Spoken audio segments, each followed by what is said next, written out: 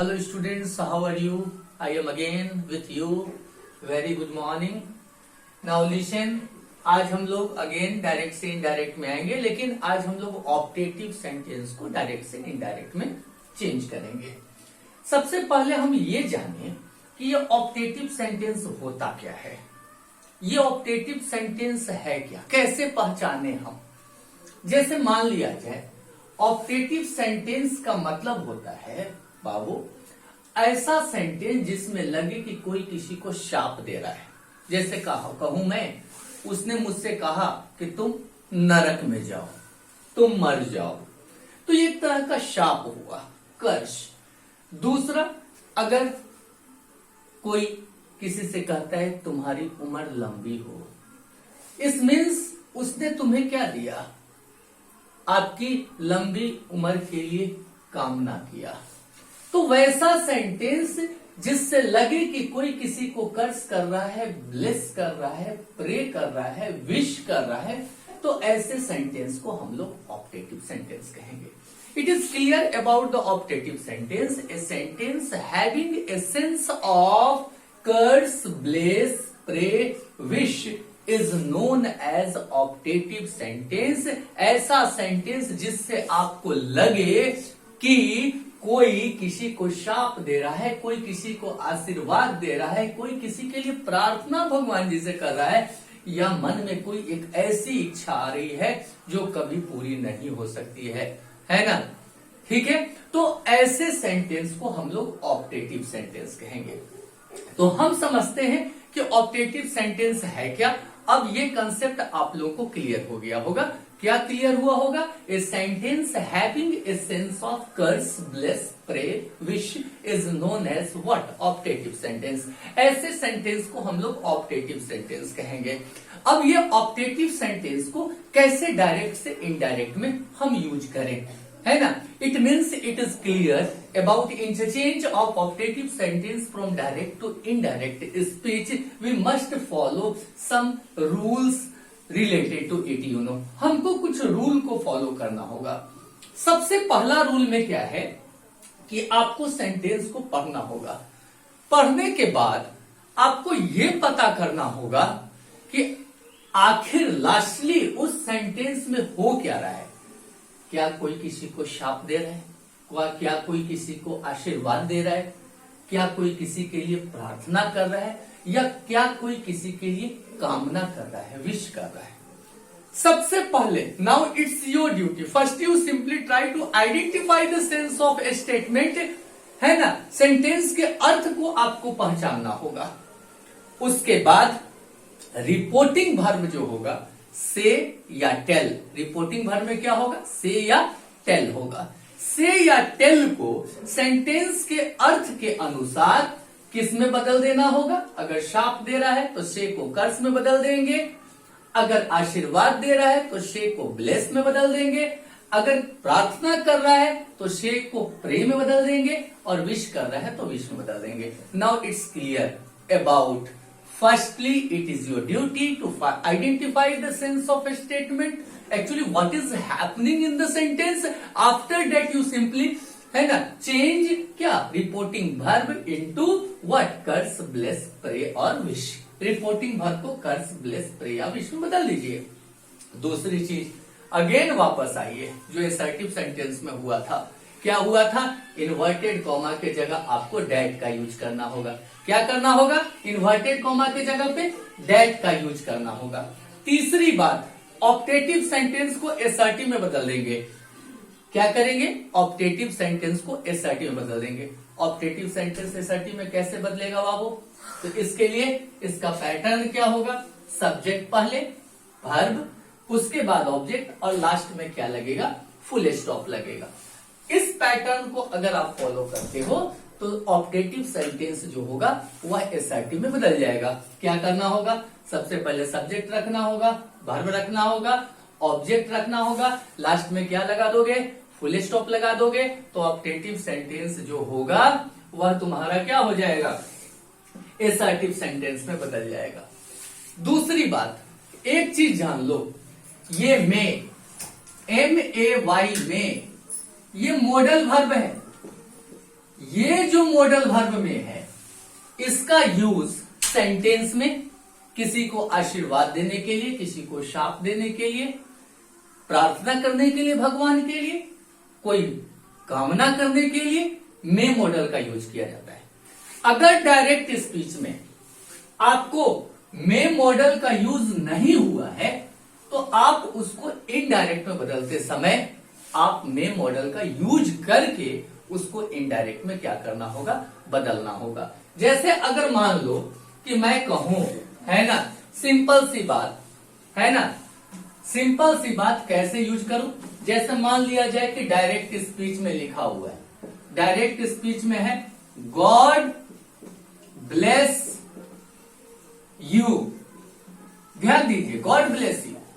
तो आप इसको पहले मे मॉडल लगा के इस तरह से इसको चेंज कीजिए, क्या, पहले मे लगा दीजिए, मे गॉड ब्लेस यू, उसके बाद आप इस सेंटेंस को इनडायरेक्ट में बदलिए। बहुत इंपॉर्टेंट बात है ना, if may modal verb is not use in optative sentence, now it's your duty, you simply use this may model in indirect speech. इसको आपको इनडायरेक्ट स्पीच में क्या करना होगा, यूज करना होगा। और बाकी जो बेस रूल हमने बताया वही बेस रूल को आप क्या करोगे, फॉलो करोगे। जैसे फर्स्ट पर्सन सब्जेक्ट के अनुसार, सेकंड पर्सन ऑब्जेक्ट के अनुसार, थर्ड पर्सन में कोई बदलाव नहीं, है ना, पर्सन को चेंज करने के लिए और टेंस को चेंज करने के लिए जो बेसिक रूल मैंने प्रीवियस वीडियोस में बताया आपको, वो आप फॉलो करेंगे। Then it will be very easier for you to interchange optative sentence from direct to indirect speech.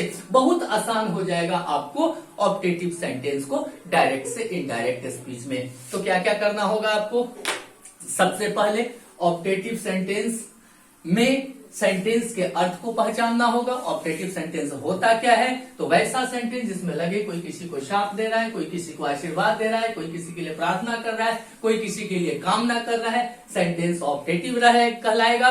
दूसरी चीज, कैसे इसको डायरेक्ट से इनडायरेक्ट स्पीच में बदले, तो पहली बात ध्यान में रखना होगा, पहले सेंटेंस के अर्थ को पहचानना होगा। सेंटेंस के अर्थ के अनुसार रिपोर्टिंग वर्ब को कर्स, ब्लेस, प्रे, विश में हमको बदल देना होगा। इन्वर्टेड कॉमा की जगह डैट का यूज करना होगा। सेंटेंस का पैटर्न क्या होगा बाबू, सब्जेक्ट वर्ब और ऑब्जेक्ट लास्ट में फुल स्टॉप लगेगा।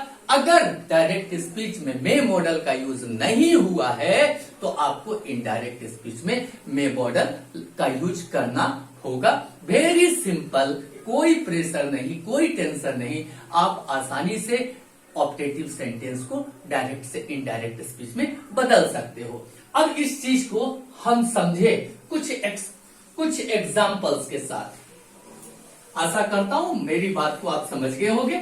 अब इसको चेंज करते कुछ एग्जाम्पल्स को लेके, then it will be very easier for us to understand the interchange of optative sentence from direct to indirect speech when we will simply practise it with some examples. You know, अगर इसको हम कुछ examples के साथ practice करेंगे तो हमारे लिए और इजी हो जाएगा इसको समझना।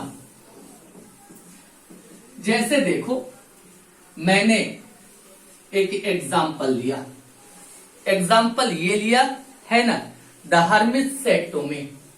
क्या लिया, फर्स्ट देखो, द हर्मिट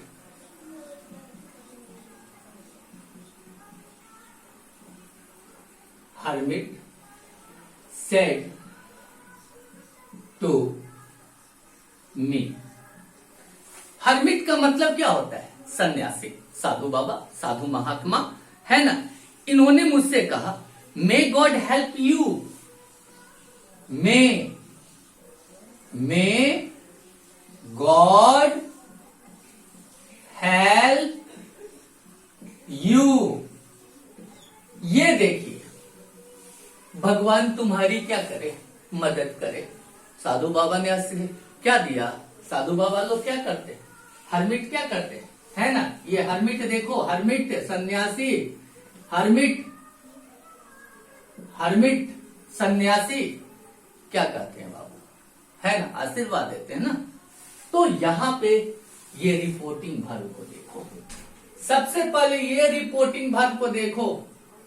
इस सेंटेंस के अर्थ से लग रहा है कि आशीर्वाद दिया जा रहा है, तो सेड को किसमें बदल देंगे? आशीर्वाद के लिए ब्लेस्ड में बदल देंगे। ठीक है। दूसरी चीज ध्यान में रखो, इसमें देखेंगे कि मे मॉडल का यूज हुआ है कि नहीं हुआ है। नहीं होगा तो हमको लगाना होगा। ऑलरेडी यहां पे मे मॉडल का यूज हुआ है, कोई टेंशन की बात नहीं है। सब्जेक्ट के पैटर्न को फॉलो करेंगे। सबसे पहले क्या रखेंगे? सब्जेक्ट को रखेंगे। सब्जेक्ट कौन है? भगवान जी है, गॉड है। मॉडल वर्ब कौन है? मे। उसके बाद क्या हो गया? हेल्प। उसके बाद क्या हो गया? यू। और लास्ट में क्या लगा दिया? Full stop. इस पैटर्न में हमने क्या कर दिया? सब्जेक्ट वर्ब ऑब्जेक्ट पैटर्न में सेंटेंस को क्या कर दिया? चेंज कर दिया। लास्ट में फुल स्टॉप लगा दिया। अब हम लोग क्या करेंगे? इसको चेंज करेंगे। हमने बताया कि ये जो इन्वर्टेड कॉमा है, इस इन्वर्टेड कॉमा की जगह आपको डैट लगाना होगा। लगा दिया मैंने। और सोचिए, ये गॉड जो सब्जेक्ट है, आई फर्स्ट पर्सन हुआ, यू सेकेंड पर्सन हो गए, बाकी सब क्या हो गए? Third person. तो गॉड क्या हो गए? थर्ड पर्सन हो गए। इसमें no change. First person will change according to subject, second person will change according to object, but there is no changing required in the third person. I have already told you in previous videos, you know. तो यहां पर देखो, God में change नहीं होगा। अब ये देखो, मे का पास्ट फॉर्म क्या हो जाएगा? माइट हो जाएगा। उसके बाद क्या हो जाएगा? Help.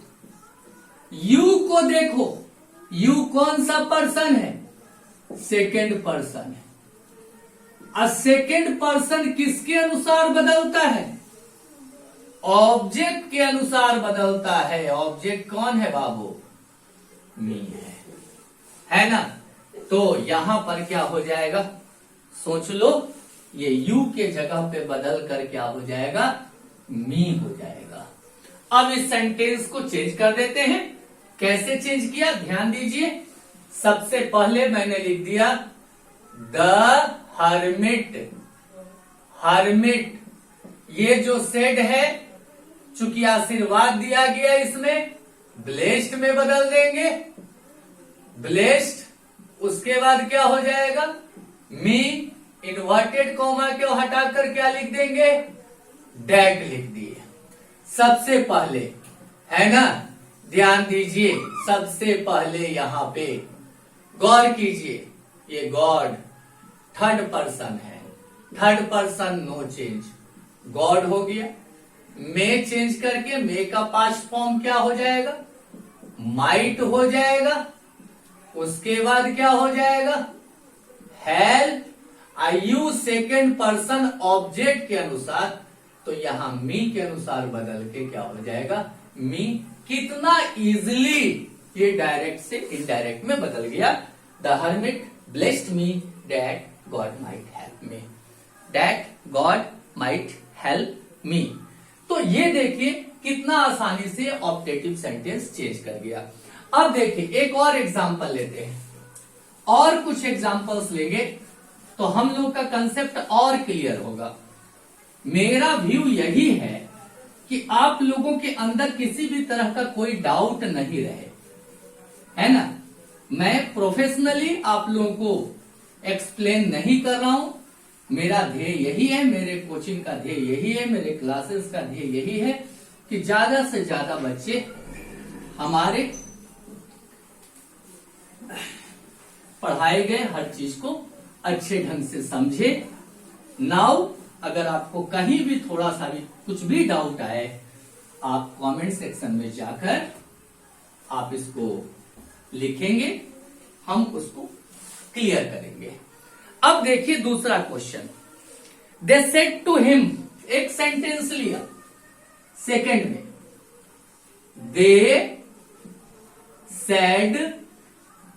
They said to him, क्या कहा? उन लोगों ने उससे क्या कहा, है ना? सोच लीजिए।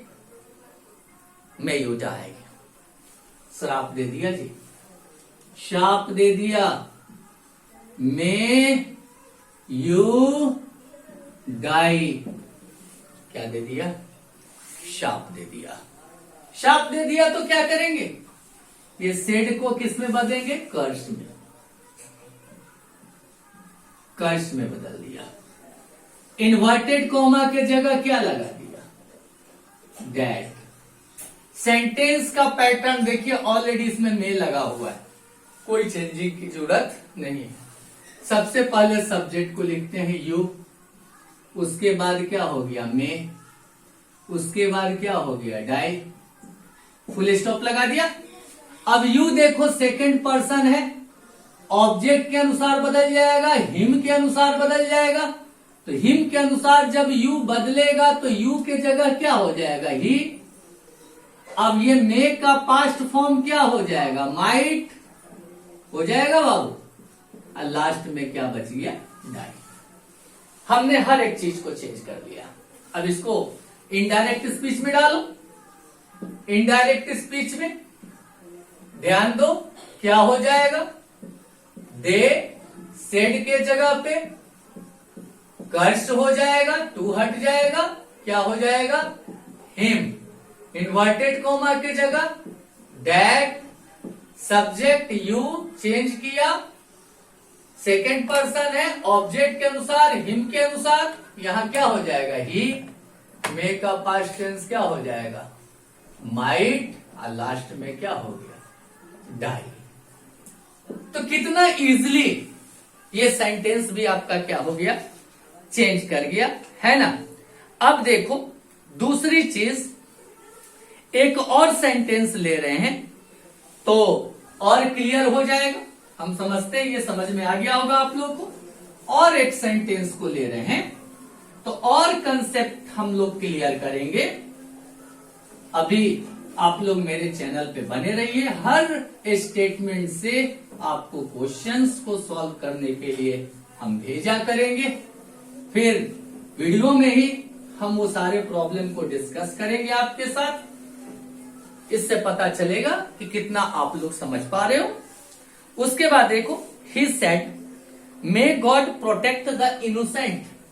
यहां पे देखो एक क्वेश्चन लिया, ही सेड क्या? May God protect the innocent. Innocent का मतलब क्या होता है? निर्दोष। निर्दोष। प्रोटेक्ट मतलब रक्षा करें। भगवान निर्दोषों की रक्षा करें। भगवान जी क्या करें? निर्दोषों की रक्षा करें, है ना? भगवान से क्या किया जाता है? सोचो आप, भगवान जी से क्या करते हो? प्रे करते हो, भगवान जी मेरा ये काम, भगवान जी मेरा एग्जाम आने वाला है, इतना % रिजल्ट दो, है ना?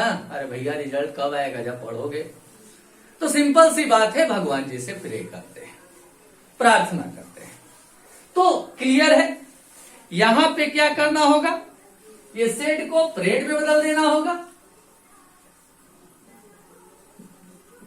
प्रेड में बदल देना होगा। इसको जब नॉर्मल वे में, अगर इस सेंटेंस को अगर आप एसर्टिव में चेंज करोगे तो पहले क्या लिख देना होगा?